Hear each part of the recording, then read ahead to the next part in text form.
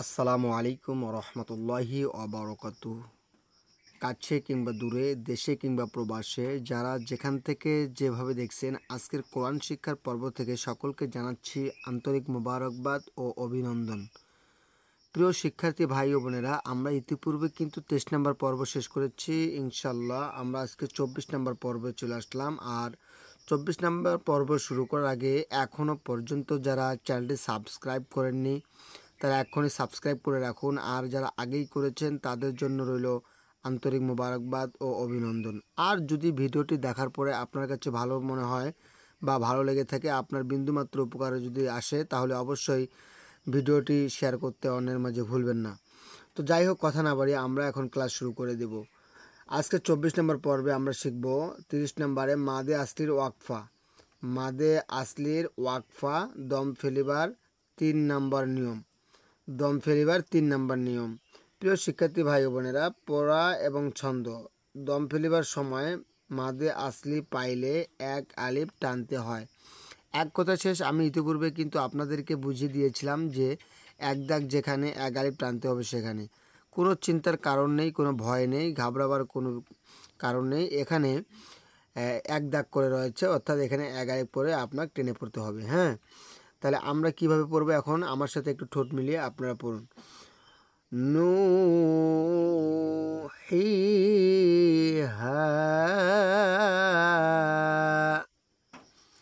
ঠিক আছে, এই যে এইরকমভাবে আরেকবার। নুহিহা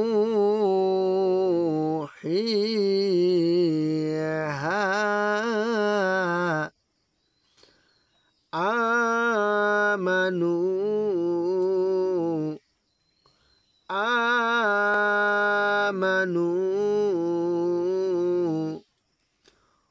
রসুলা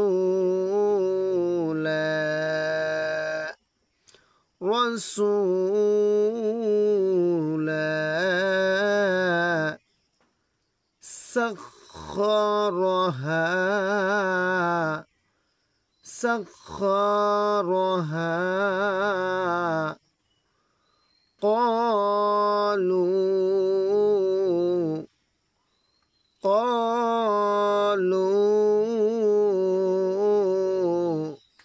শিক্ষার্থী ভাই বোনেরা, আশা করি বুঝতে পেরেছেন। আমি আবারও বলছি, এক দাগ যেখানে থাকবে সেখানে এক আলিফ পরিমাণ টেনে পড়তে হবে, এবং চার যেখানে থাকবে সেখানে আকার ধরা যাবে না, মোটা করে পড়তে হবে। আর যেখানে আম পাতা থাকবে সেখানে শীষ করে পড়তে হবে। ইনশাল্লাহ আশা করি বুঝতে পেরেছেন। আমরা এখন যাব আজকে 24 নম্বর পর্বে 31 নম্বর। 31 নম্বরে হা এ দমিরে ওয়াকফা, দম ফেলিবার 4 নম্বর নিয়ম। দম ফেলিবার 4 নম্বর নিয়ম। প্রিয় শিক্ষার্থী ভাই বোনেরা, আমরা কিন্তু খুব দ্রুতই কোরআন কারীম ধরবো, কেননা আমাদের ক্লাস প্রায় শেষের দিকে, তাজবিদ অংশ আমাদের শেষের দিকে। আমরা খুব শীঘ্রই কোরআন ধরবো এবং কোরআন সুন্দর করে পড়বো।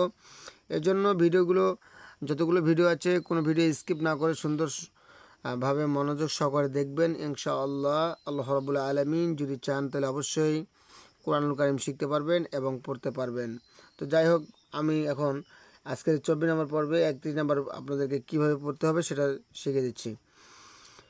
এই যে দম ফেলিবার আগে দেখুন মাদ রয়েছে, অর্থাৎ উল্টা পেজ রয়েছে। এখানে কিন্তু একালে মা ধর কথা ছিল, কিন্তু এখানে টেনে পড়া যাবে না। এখানে দম ফেলে সাকিন ধরতে হবে। হ্যাঁ, এই যে এরকম, যেটাকে আমরা সাহায্যকারী মাদ বলে থাকি। সাহায্যকারী মাদ, খারা জবর খারাজের বা উল্টা পেশ এরকম যদি থাকে, তাহলে দম ফেলিবার আগে অবশ্যই সেখানে ওয়াকফ করলে সাকিন ধরে পড়তে হবে। যেমন কেউ পড়বো মালাহ, এখানে হু বলে একাল টানা যাবে না, কারণ এখানে ওয়াকফ করেছি। ঠিক আছে। আর গোলের মাঝে উল্টা সেকেন্ড, যেখানে দম ফেলিলে মনে মনে সেকেন্ড হবে সেখানে। মালাহ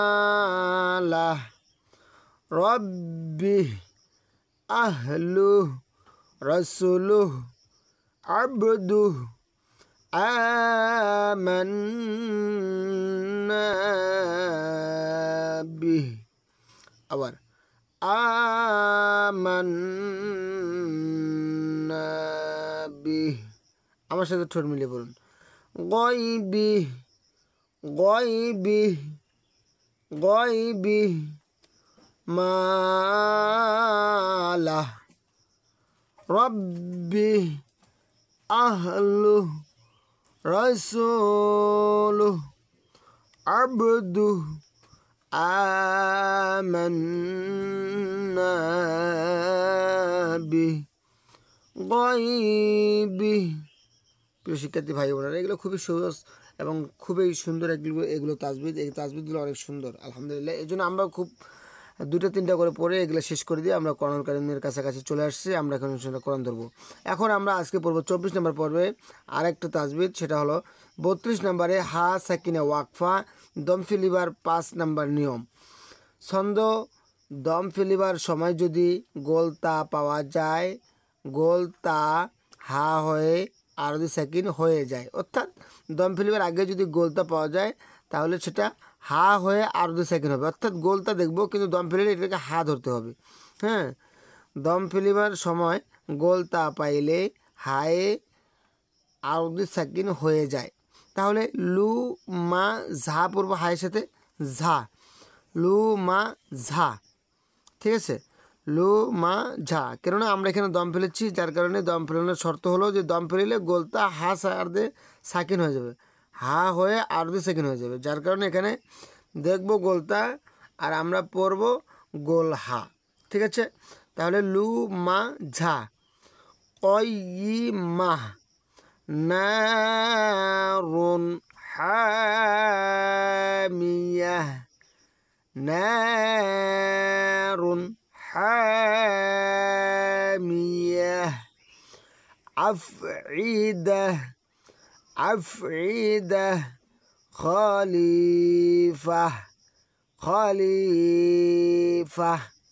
এটা হলো যদি দম ফিরে। আর যদি দম না ফিরে তাহলে আমরা পড়বো লুমাজাতিন কয়িমাতি নারুন হামিয়াতুন আফঈদাতুন খলিফাতুন। প্রিয় শিক্ষার্থী ভাই বোনেরা, এখানে লেখা আছে বিশেষ দ্রষ্টব্য।